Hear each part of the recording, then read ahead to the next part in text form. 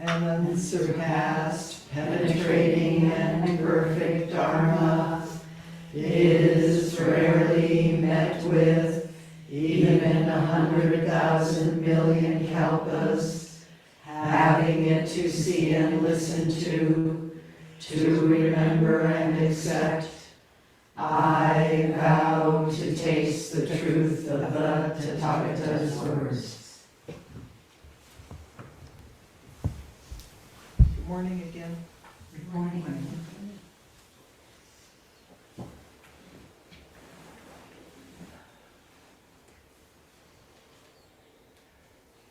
So someone was just telling me how much joy they felt this last month when we were talking about birth, death, and especially not turning away from death in Sangha. To just acknowledge, to invite the whole world in, which of course includes death. And what do we think it is anyway? And today, birth, death, birth, Buddha's birthday.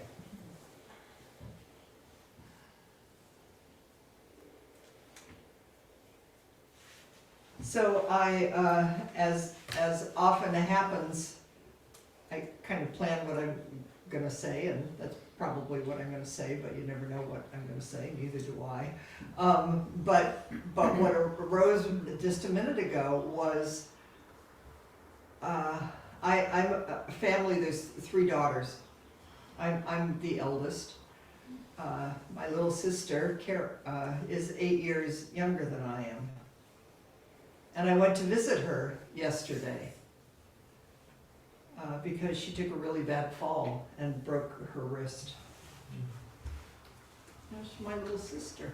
She's all bandaged up. And the memory that just arose was, I remember when she was born. I remember my middle sister and I dancing around a tree in the suburbs of Ohio, just being so happy at this birth. And then, of course, we all know, as families are, or my family and many families, you know, we have our stuff, and we've been through some things, and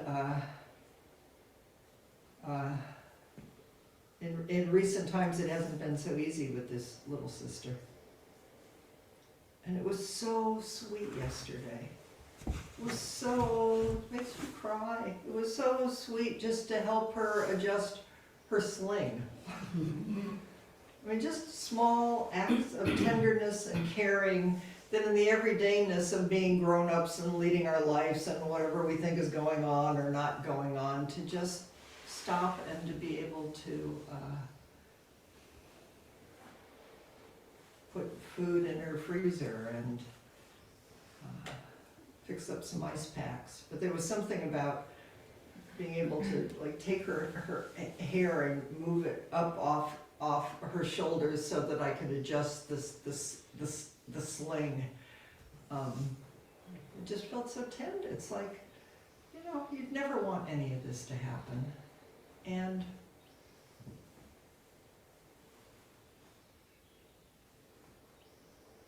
in our wiser, most compassionate moments, we just know you can't separate it out. We just all just keep showing up. So I want to tell you the story to begin with of Buddha's birth. And there's a book when I lived at Green Gulch, we used to read this to the children every year, and it's a slightly longer version, so I'm not going to read it to you today, but I'm going to show you the pictures from it while I read you. This is a little commentary by Bhikkhu Nanamoli that I found and I liked.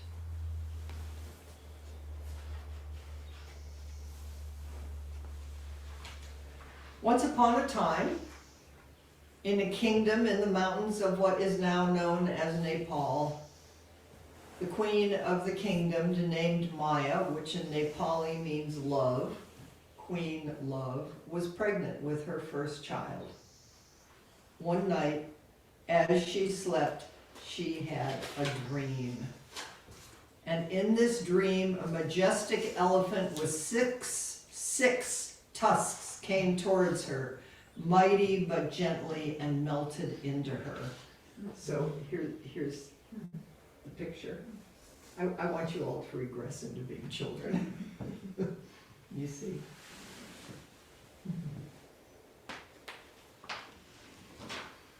When she woke, she knew this dream was very powerful and had special significance.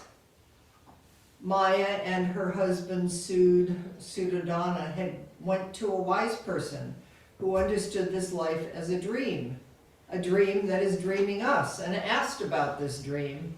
And he said this dream was a very good omen. And it meant that the child she was carrying would be a great and wonderful and powerful person.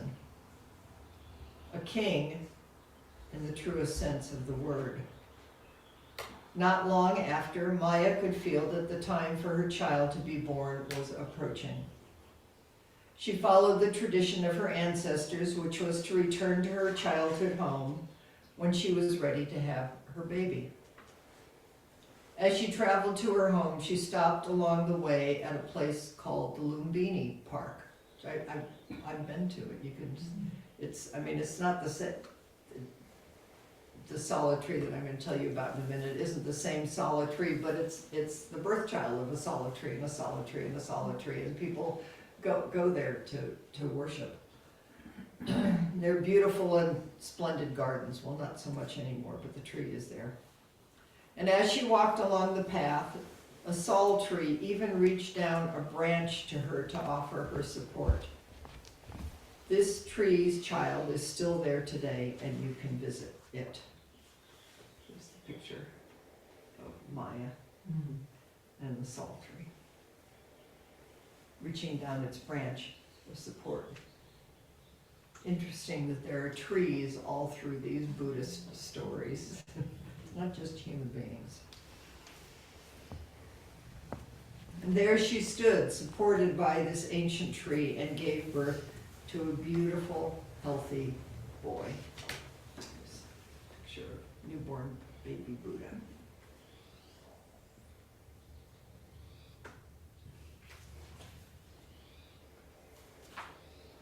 Now, scholars agree there probably was a person who lived in this region of this world around this time and was a great person and a great teacher. And it is a great day today to think about what a Buddha is, because what a Buddha is not limited to one person. What a Buddha really is a moment. Whenever great wisdom and compassion come together in this world, in a thought or action or kind word, a moment of selfless generosity, and helps to free up this world. That's what Buddha is. What Buddha showing up in this world really is when any one of us or anyone else in this world suddenly remembers how precious we are and how important all the beings and things around us are, and how we are all so closely connected, and we act or speak and even think from that place. When the idea we usually carry around of ourselves as me over here, and the rest of the world over there, or whoever it is you think is over there in particular, or some idea, or however we other, dissolves even for a second, and somebody, sometimes even ourselves, acts with tremendous kindness and a deep, deep knowing of what is good and right to do in that moment. That's when a Buddha is born. Yahoo! It didn't just happen in the past. It's happening all the time. we're gonna get to bathe a little baby Buddha this afternoon, although actually I decided instead of bringing a little baby Buddha, what I brought was Kanon, Kuan Yin, to bathe.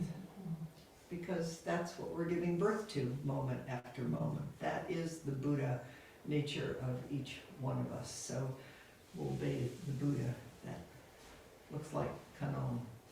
That looks like you, and looks like me, and looks like my sister, and looks like all those others out there that we think, no, that person, sorry. Not that things couldn't use a little improvement, mind you. We want to keep raising good children and raising our minds and our heart. I mean, taking care, and we start with. I'd read this any place or known this, that when you bathe the baby Buddha, each person you bathe it three times, and then what you're doing is you're actually washing away all the hindrances. You're washing away all the delusion of the world. It's like when you take vows, everything becomes fresh and clear and clean.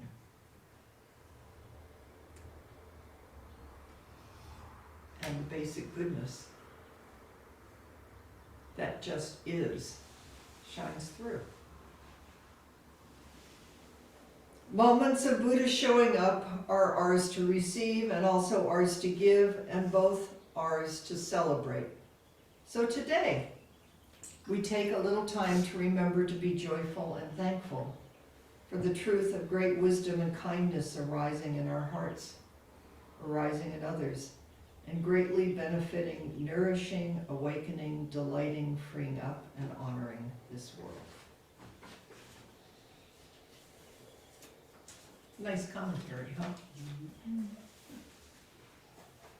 So then, in my way, I think, oh, what do people have to say out there about Buddha's birthday?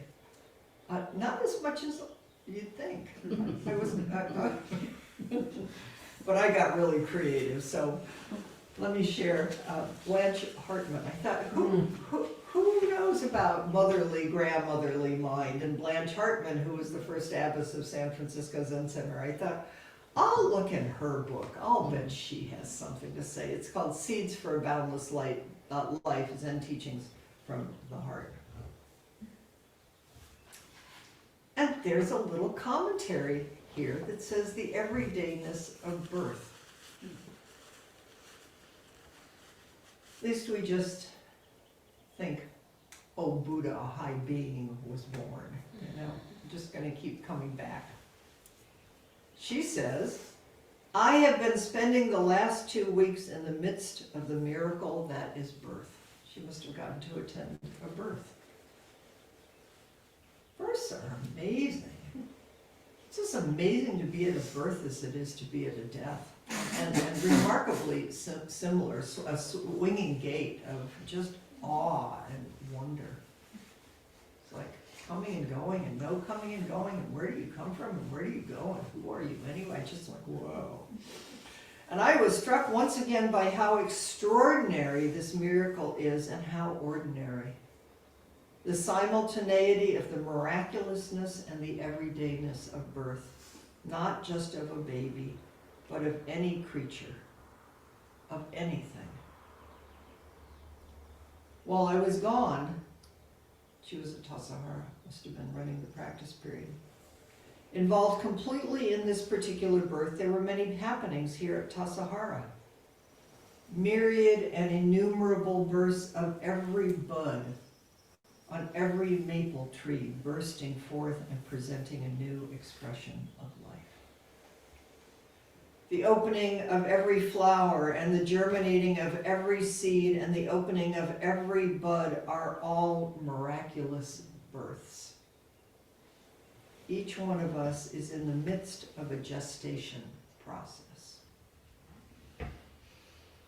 Now, maybe I'm jumping to conclusions. Maybe there are many who have already shed all notions of a separate self and are free of self-concern, and have no more difficulty with this delusion of separation. I'm so happy for you, if that's true. Or even just a little moments. But at least there are some of you who are still caught in this prison of self-concern that separates us from the fullness and completeness and vastness of our actual being. Separates us from the direct experience of that completeness and wholeness that we are. From this imprisonment, we experience a great deal of suffering. My sister was suffering. I've been suffering with my sister. It's a great irony that through her suffering, somehow we found a place of connection and love. You know, it's just not linear. It's because deep in us is the awareness of our non-separation. That we have made the great effort to be in a situation that gives us the luxury, really, of spending hours in the meditation hall facing ourselves and studying ourselves. Finding or seeking to find what is it sitting here? What is this sitting here today? What is it that separates us? What is the boundary between this and not this? What is it that separates us? What is the boundary between this and not this? What do we imagine is the boundary between this and not this? Where is the bridge and where is the opening? Where is the birth into the fullness of all that is? And we work very hard to give ourselves the opportunity to bring this gestation to completeness. Maybe I'll read that again, kind of like this. What is it that separates us? You could maybe today, you might notice that there are moments where your mind is just like chewing on something, or a million miles away, or having opinions, or fears, or anxiety, or, but you could just say to yourself, what is it that separates me between this and not this? What is the birth into the fullness of all that is? Just come back. Just come back. Just this. What is it that separates us? What is the boundary between this and not this? What do we imagine is the boundary between this and not this? Where is the bridge and where is the opening? Where is the birth into the fullness of all that is? We work very hard to give ourselves the opportunity to bring this gestation to completeness. We don't yet have on our Han, but we'll have something like what's usually on Han to call us to meditation, which is, wake up, wake up. Life is swiftly passing, gone. Don't waste this life. Suzuki Roshi said, all I really want is for my students to be able to hear the bird song. Did you just hear the bird? Mm-hmm. We're going to miss it when we're just tied up in all of our fears and opinions. And I mean, it happens. This isn't about judgment. This is about waking up in the midst of it. Giving ourselves to this precious life and the opportunity to sit down, to keep coming back, be with breath, to completely let go, to die at the end of the exhale. And the complete wonder of the inhale, of birth. I just realized that the memory that I had of my sister is my middle sister and I were running. I mean, we were in the suburbs. My dad was a vet. They probably got it on a vet GI, you know. So we were. It was all these little boxes in the suburbs, and so all the there were no big. There was some big tree that they didn't cut down, which is where I used to go. That was my refuge, but that's another story. But this particular tree that was in our yard it wasn't very big. It was maybe 12, 15 feet tall. But my sister and I were dancing around a tree. That's what we found to dance around, to celebrate the birth of this new being. You know, what is this thing with human beings and trees and human beings? And maybe you have memories too.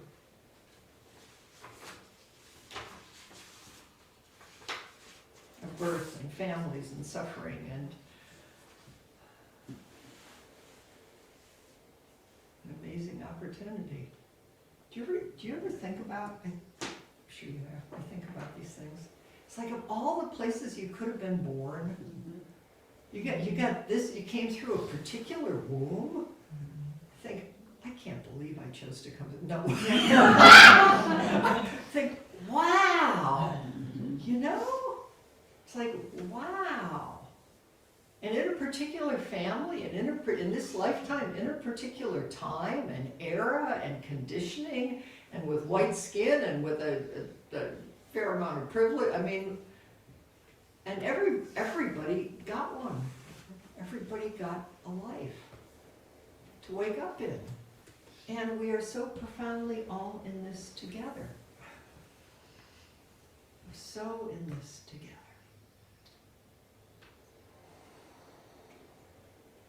A Buddha is born in a moment whenever great wisdom and compassion come together in this world. A moment of selfless generosity helps to free this world. That's what Buddha is. What Buddha showing up in this world really is when any one of us or anyone else in this world suddenly remembers how precious we are. And how important all the beings and things around us are. And how we are all so closely connected, and we act and speak and even think from that place. So then in my great search, took me, of course, to the Hidden Lamp. And it was a koan here that I had never paid a lot of attention to, actually. It's called The Flower Hall on Buddha's Birthday. Oh, thank you, Buddha. Japan, 13th century. The nuns of Tokiji were famous for their beautiful and elaborate flower decorations on Buddha's birthday. Master Yoda, the abbess of Tokiji, and a former imperial princess wrote a verse for this occasion. Here's the verse. Decorate the heart of the beholder, for the Buddha of the Buddha Hall is nowhere else. Decorate the heart of the beholder, for the Buddha of the Buddha Hall is nowhere else.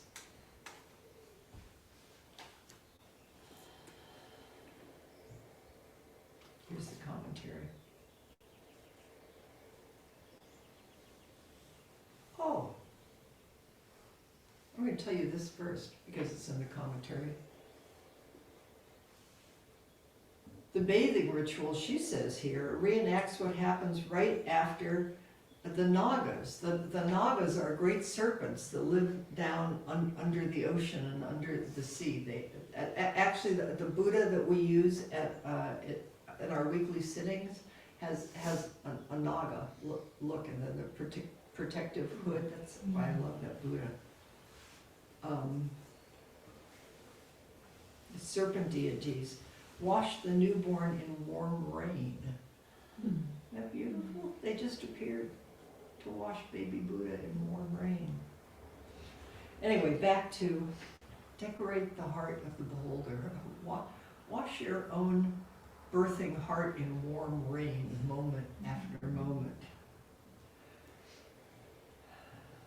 As the nuns are decorating the flower hall, Master Yodo, I keep thinking, maybe I'm pronouncing this wrong. It sounds too much like Star Wars. But I guess we can take that. Reminds them that no Buddha exists outside of their own heart. In our ceremonies and devotions, we are honoring this one, the beholder who is born afresh in each moment. Consciousness. And consciousness is born through each thing in each moment. And the particularity of Myra consciousness, and Sherry consciousness, and Judith consciousness, and Patrick consciousness. It's the consciousness of the whole world that's manifest through the particular and in the moment.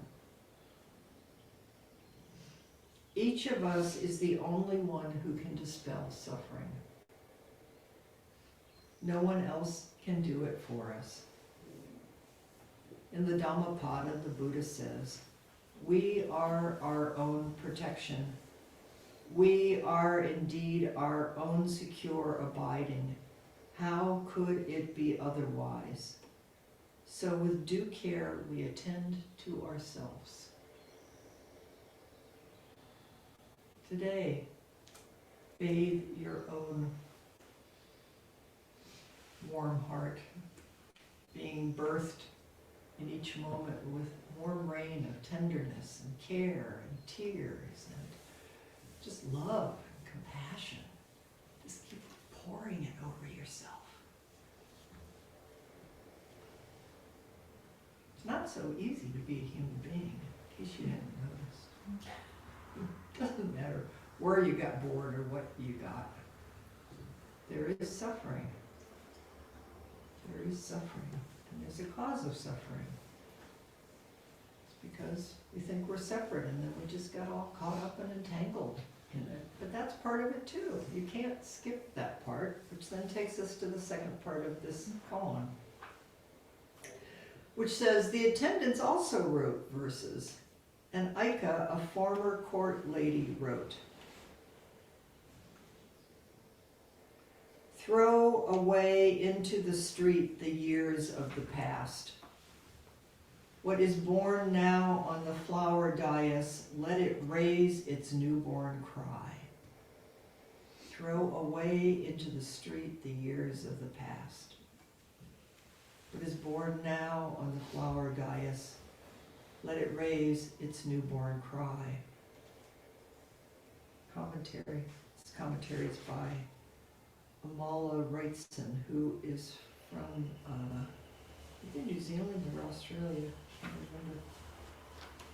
We don't know anything about Lady Ika, but her poem suggests hard-won freedom from her past.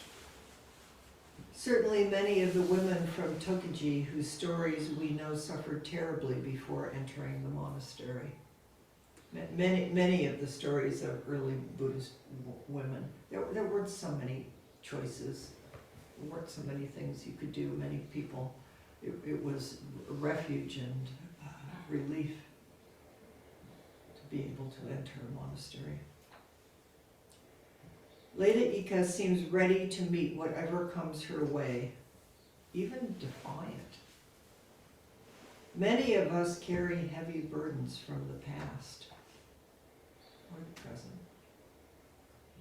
We draw conclusions about ourselves based on what happened to us, i.e. we're flawed, unlovable, entitled to more, etc., and react to people and situations out of these stories. We get criticized or ignored and find ourselves arguing with our long-dead father or raging against the partner who has left us. Last year, toward the end of a long retreat, I noticed that despite weeks of sustained sitting, I was still holding back. I asked myself why, and immediately an image of a small child flashed into consciousness. She was huddled in a corner, arms clasped tightly around her legs, head buried between her knees. Here is the one I was attempting to hold at bay. Was she really so fearsome? Actually, she was fear. Often to throw away the years of the past, we must first let in their pain. Let the pain come, let it be, and on its own it goes. Because that is its nature. Eventually the fear dissolved, and in its place came intense gratitude and joy. What is born now on the flower dais, let it rise, let it raise. Is it dais? Dias. Am I saying it's dais, right? D-A-I-S. What is born now on the flower dais? We'll set up one today. Little Buddha throne. Let it rise, raise its newborn cry.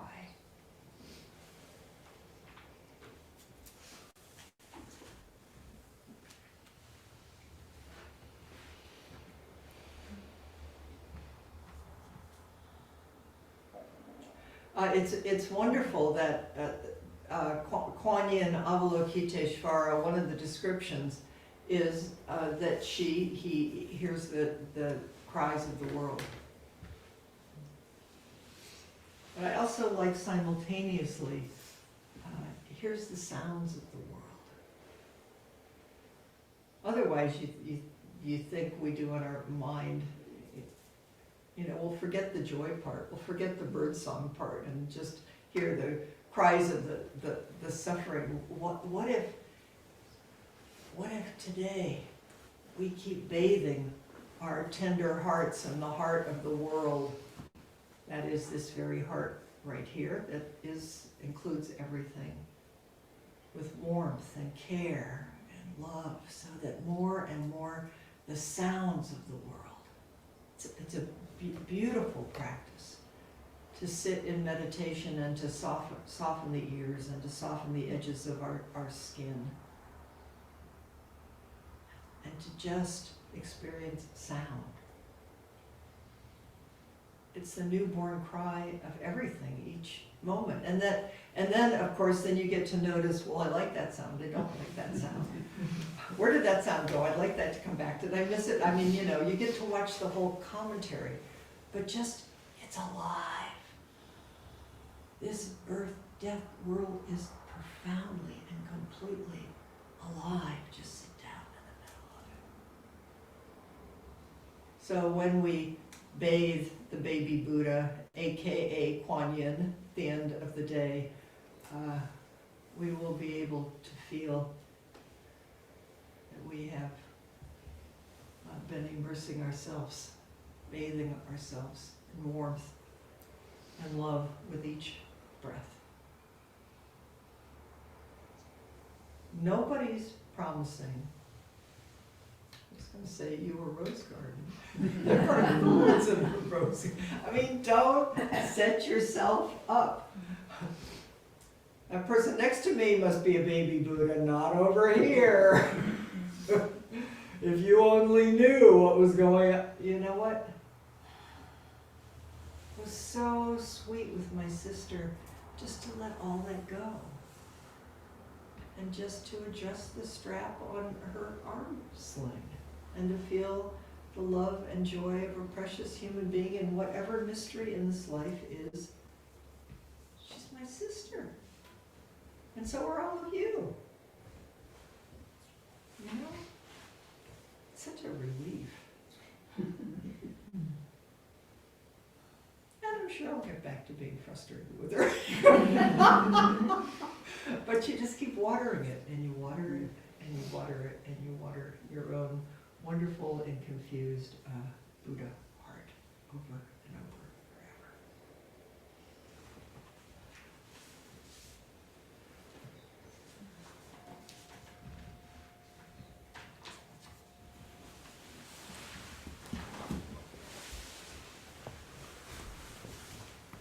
I think I also want to add the importance of doing this in community, in Sangha. Because it's what everybody yearns for. It's we all want relationship and connection and intimacy. And then, bless our little hearts, we all go out and look for it in all the ways that brings it in, and of course also pushes it away, because that's how we work our karma. But as our Enos were explaining this morning, you just follow the forms. And more these little personalities just start breathing together. Even you guys way far away, it doesn't matter. Where does it begin and where does it end? This helping each other, holding each other, bathing each other. And we can even imagine that it is being extended past, present, and future, and into situations all across the world which we can well imagine, where just a warm thought or a warm wish, may you be safe, may you be well. You know, maybe someone will just experience it as a warm breeze, or the sound of a bird, or a ray of light, or moonlight in an impossible situation. We don't know. We don't even have to worry about it. Just know, when we come back over and over, a Buddha is born.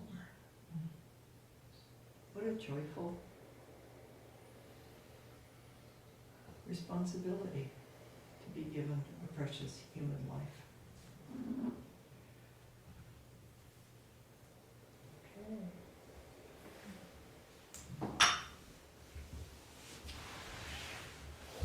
May our intention equally penetrate, I'm throwing in a new one. May